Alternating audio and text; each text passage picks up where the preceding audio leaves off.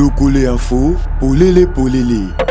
La journée du jeudi 26 juin 2025 aura été marquée par une série d'échanges stratégiques dans le cabinet du vice-gouverneur du Kwilu, le professeur Espoir Massamanki Iziri. La première délégation réussie, conduite par le docteur Ali de la société agro-pastorale Cap Congo, est intervenue dans un contexte de tensions locales et rumeurs accusaient l'entreprise de privilégier Kinshasa pour l'évacuation des denrées, haricots, oignons, au détriment des zones de production comme Bagata et Bandundoville. La réponse du docteur Ali a été technique mais cruciale. Les haricots sont expédiés à Kinshasa pour les tests sanitaires en laboratoire, une procédure normative avant toute commercialisation. Les oignons et autres produits sont déjà disponibles sur les marchés locaux selon la société. La seconde délégation,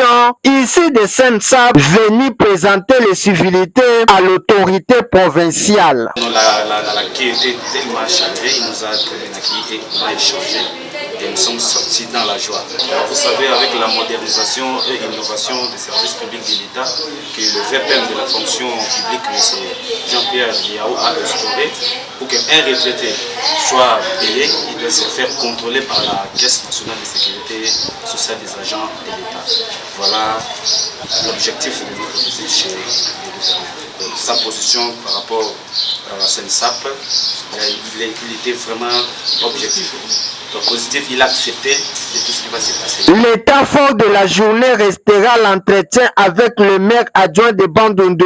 Après une tournée dans la ville, le vice-gouverneur a adressé un constat sans appel. Bandundu est totalement impropre. Les ordures, les caniveaux obstrués, le manque d'éclairage public, tout contribue à une insalubrité dangereuse. Des actions immédiates ont été ordonnées. Le maire est sommé d'organiser un plan d'assainissement urgent incluant voirie et gestion des déchets. La SNEL, Société nationale de l'électricité, est saisie pour sécuriser l'éclairage public, clé de la sécurité et de la salubrité.